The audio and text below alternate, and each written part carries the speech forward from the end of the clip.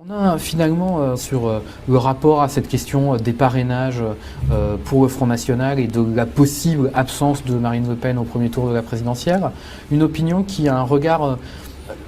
assez clair et en même temps un peu ambigu sur cette question. Assez clair parce que 58% nous disent que ce ne serait pas acceptable que le Front National et que Marine Le Pen soient exclus du premier tour. Et en même temps, quand on les interroge sur la nécessité, la possibilité d'aménager le système, de rendre anonymes les parrainages pour faciliter une éventuelle présence de Marine Le Pen à l'élection présidentielle, le regard est beaucoup plus partagé. Seuls 52% seulement estiment qu'il faut changer ce système. Ça montre bien qu'on est toujours dans un rapport un peu compliqué avec le Front National.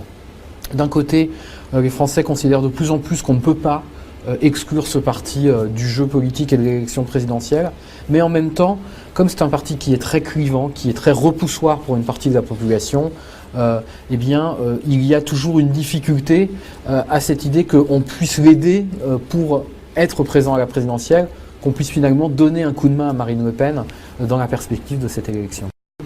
Je crois qu'il y a une nécessité de réfléchir, et l'opinion publique est de plus en plus ouverte à cette nécessité de réfléchir à cette question des parrainages, à une évolution du système,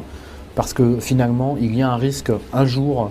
que la règle actuelle empêche un grand candidat de se présenter à l'élection présidentielle. Mais tant que cela se cristallise autour de la présence ou non du Front National, ça limite aussi l'adhésion des Français à toute réforme. On voit bien d'ailleurs dans les électeurs qui sont ceux qui sont les plus en rébellion contre le système politique actuel et ceux qui y adhèrent le plus.